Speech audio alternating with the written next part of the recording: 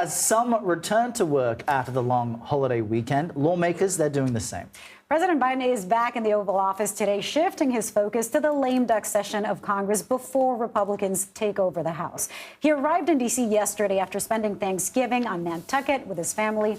Among the priorities on the president's agenda, marriage equality, and listen to this, a possible assault rifle ban. CBS News senior White House correspondent Weijia Jiang joins us now to talk about what we can expect in the week ahead. Weijia, what is at the very top of President Biden's legislative agenda, considering this next phase is this lame duck session?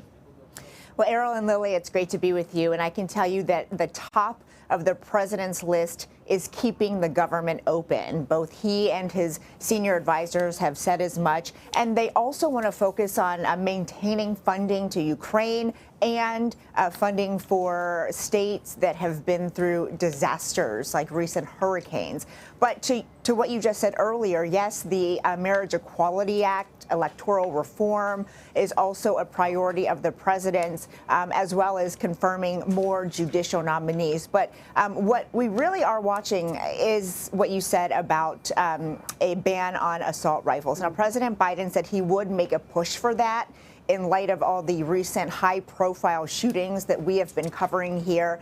But he also said it depends on whether he has the votes, because the numbers, frankly, don't seem to be there. The House introduced a bill earlier this year to do just that, and it was not successful in moving forward because there were not enough votes in the Senate. And so even though the president wants to do more, even though he has promised to make a push for it, the reality is he says he has to come back and really count the votes to see, whether the numbers make any sense and then take action. But at this point, it doesn't appear like he will have enough votes in the House for that. House and Senate to get that done. Well, it's something that a lot of families who've lost loved ones to gun violence have been protesting for. Of course, first thing that comes to mind is those families in Uvalde that we followed all the way to document what they're doing and their advocacy in D.C. But, Weijia, as you say, it doesn't sound like they have the 60 votes. As we know, Mr. Biden's party is keeping control of the Senate for sure, but Democrats could have an even stronger majority if they win in the Georgia runoff. Do you think, Weijia, or have you heard anything about whether or not the president is going to get involved in that race over the next few days?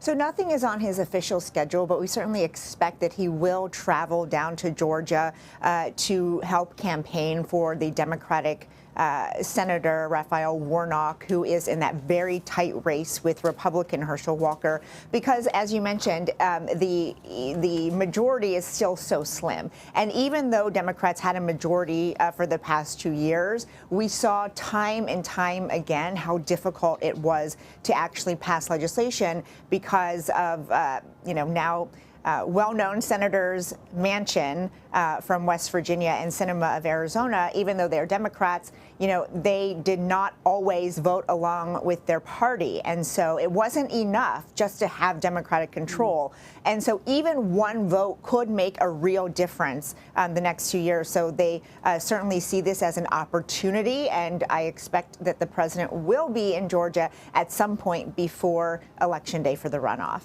But it does also make you think, Weijia, how the Biden presidency and its legislative goals may change, considering there will be a split of power in Congress. I know the president has said he can work with Republicans on a number of issues, including lowering prescription drug prices. How would you characterize the second half of the Biden administration, considering the makeup of Congress is changing?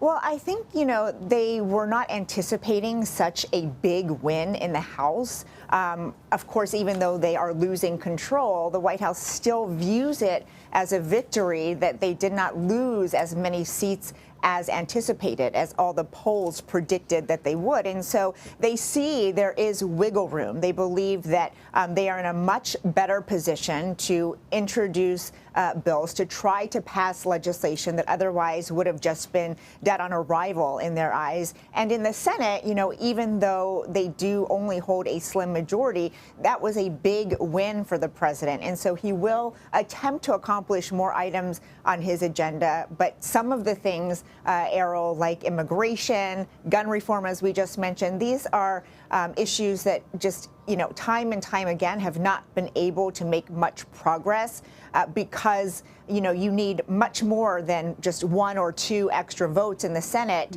You need 10 in many cases to clear the filibuster to even get to a vote.